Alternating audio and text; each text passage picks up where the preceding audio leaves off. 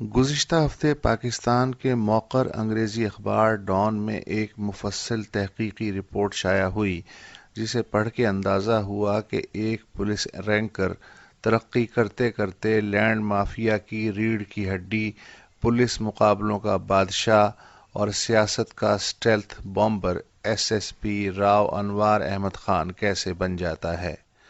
یہ رپورٹ دیکھنے کے بعد میں غلط یا صحیح اس نتیجے پہ پہنچا ہوں کہ نظام عصر راؤ انوار کے بلبوتے پہ ہی کھڑا ہے۔ ہم سب راؤ انواروں، ان کے تخلیق کاروں اور ہدایت کاروں کی دنیا کے زندہ یا مردہ ہیں۔ اس نظام کے لیے جو جتنا مفید راؤ انوار، اس کا انعام اور زندگی اتنی ہی زیادہ۔ ان میں سے جو راستے میں ہانپ جائے یا ناکارہ ہو جائے اسے ٹیشو پیپر بنا دیا جاتا ہے اور پھر دوسرے ٹیشو سے ہاتھ صاف کرتے ہوئے یہی ہاتھ ایک اور راؤ کی پیٹھ پہ آ جاتا ہے۔ اگر بڑے کینوس پہ دیکھا جائے تو راؤ انواریت کو امریکہ نے ایک آرٹ بنا دیا۔ اسرائیل، سعودی عرب، مصر اگر عابد باکسر، چودھری اسلم اور راؤ انوار نہیں تو کیا ہیں؟ کل ہی کی تو بات ہے جب I G Reza Shah Pahlavi, S S P Zia ul Haq اور S H O Saddam Hussein کرۂ ارض کے کراچی یعنی مشرقی وسطی و مغربی ایشیا میں وفادارانہ دندناتے ہوئے کام نکلنے پہ ہاتھ کے میل کی طرح دھو دیے گئے۔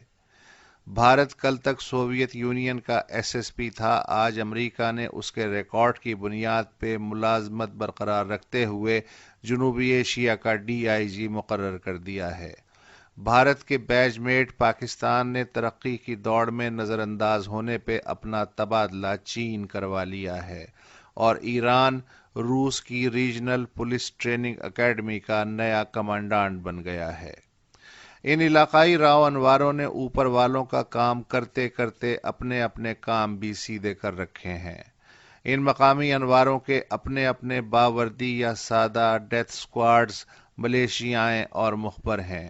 اپنے اپنے سائبر و مذہبی میڈیائی بریگیڈز، سیف ہاؤسز اور اقتصادی و سیاسی فرنٹ مین اور کمپنیاں ہیں جو صاحب لوگوں کے بھی کام آتی ہیں اور جرنل آرڈر سپلائرز بھی ہیں۔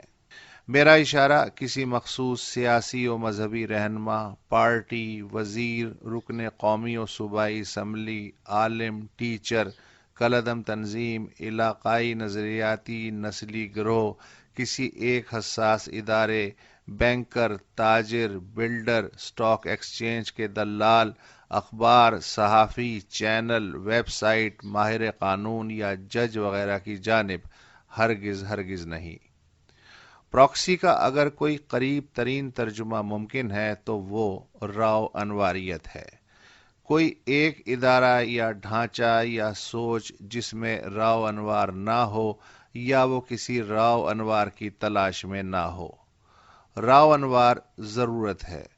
کیا ضرورت نے بھی کبھی سزا پائی ہے؟